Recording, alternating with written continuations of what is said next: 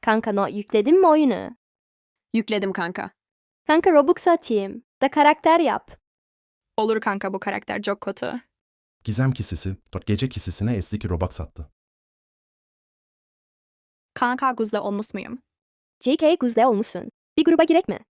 Okay. Merhaba. Herkes merhaba der. Face reveal yapalım mı?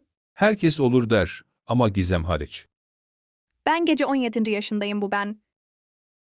Kanka ateş gibisin.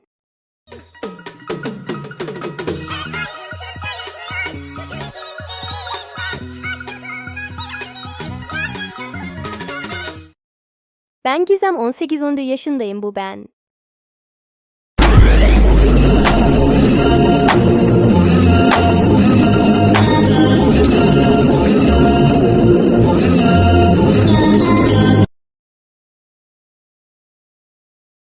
Part 2